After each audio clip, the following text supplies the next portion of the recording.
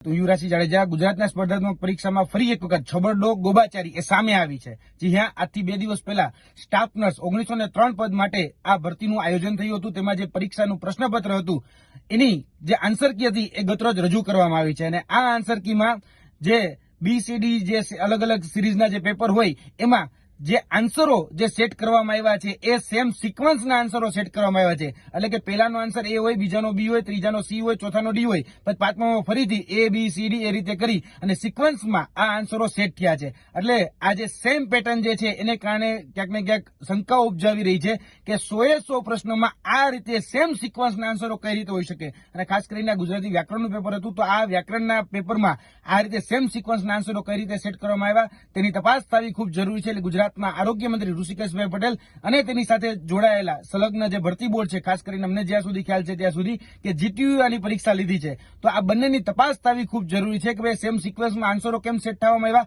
કેમ કે આ દેખીતી નજરે કોઈ પ્રયોગ કે કોઈ સંયોગ નથી। કેમ કે જો પ્રયોગ કે સંયોગ હોય તો આટલા બધા આન્સરો સેમ સિક્વન્સમાં કે સેમ પેટર્નમાં સેટ થયેલા ન હોય, પરંતુ અહીંયા ક્યાંક સુનિયોજિત રીતે ગોઠવણ થયેલી હોય એવું અમને સ્પષ્ટ લાગ્યું છે। સુનિયોજિત રૂપનું કાવતરું હોય એવું સ્પષ્ટ અહીંયા દેખાઈ રહ્યું છે। કારણ કે ભૂતકાળમાં આજથી 10 વર્ષ પહેલા એક ભરતી કૌભાંડ થયું હતું 2014માં રેવન્યુ ક્લાર્કનું। એ રેવન્યુ ક્લાર્કનું જે ભરતી કૌભાંડ હતું જેમાં કહેવામાં આવ્યું હતું કે ભાઈ તમારે જે સિરીઝ છે એમાં બધી જ જગ્યાએ બી આન્સર ટીક કરીને આવવાનો છે અને તમે બધા પાસ થઈ જશો। અને એમાં થયું પણ એવું કે મોટાભાગના લોકો જે બી આન્સર ટીક કરીને આવ્યા એ પાસ પણ થઈ ગયા। તો સેમ એવી જ કંઈક પેટર્ન એ અત્યારે પણ સામે આવી છે, તો આની તપાસ થવી ખૂબ જરૂરી છે। અને અમારા જે સિલેબસ હોય એમાં રિઝનિંગ આવતું હોય છે, રિઝનિંગમાં પણ કહેવાય કે લોજિકલ મેથ્સ, તો એમાં પણ એક વખત આપણે પેટર્ન ખ્યાલ આવી જાય ને તો મોટાભાગના આપણે રિઝનિંગના જે આન્સરો જે છે એ બહુ આસાનીથી સોલ્વ કરી દેતા હોઈએ છીએ। તો આમાં પણ અત્યારે અમને એવું લાગી રહ્યું છે કે સેમ પેટર્ન સેમ સિક્વન્સ જે છે એને કારણે ઉમેદવારોને કદાચ 15-20 પણ પ્રશ્નો આવડતા હોય